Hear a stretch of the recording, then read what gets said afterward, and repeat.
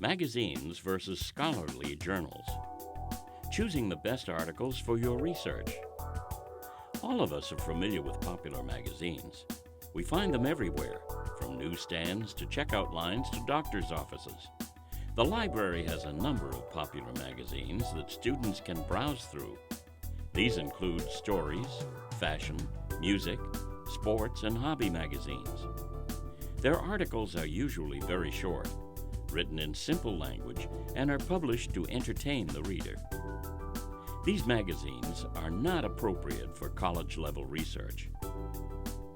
News and general interest magazines appear similar to popular magazines, but they cover more serious topics, such as economics, religion, science, or social issues. News and general interest magazine articles are attractive in appearance and are often heavily illustrated. These articles are written by journalists. The language used is geared to any educated audience. Only rarely do these articles cite sources, so it's hard to verify their information. This is an example of an article on linguistics from Scientific American.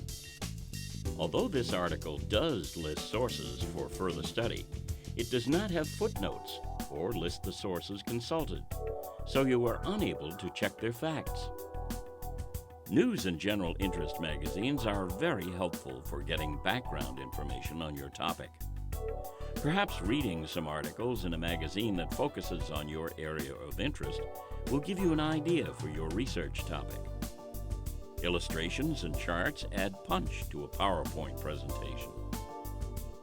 Lynn University subscribes to thousands of scholarly journals, either in print or, more likely, through one of our many online databases.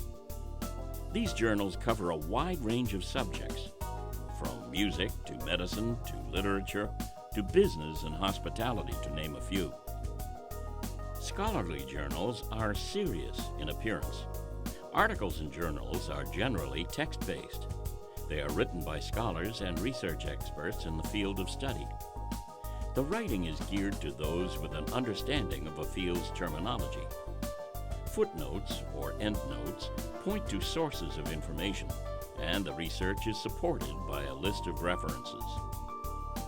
This is an example of an article on linguistics from the Journal of Genocide Research.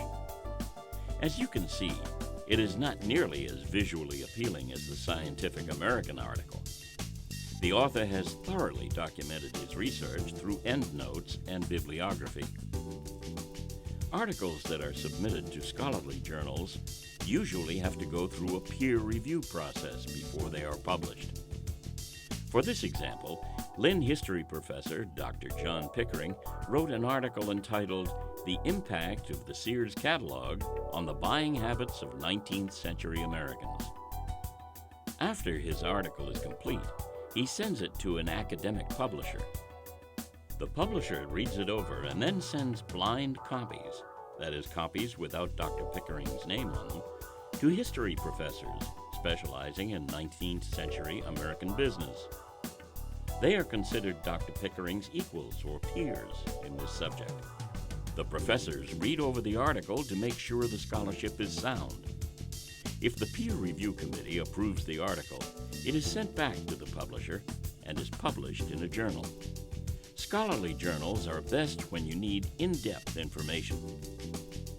Your professors will often require you to use some scholarly journals when you're doing research on a paper, especially in an upper-level course. They impose this requirement because they want you to get an academic perspective and find reliable data.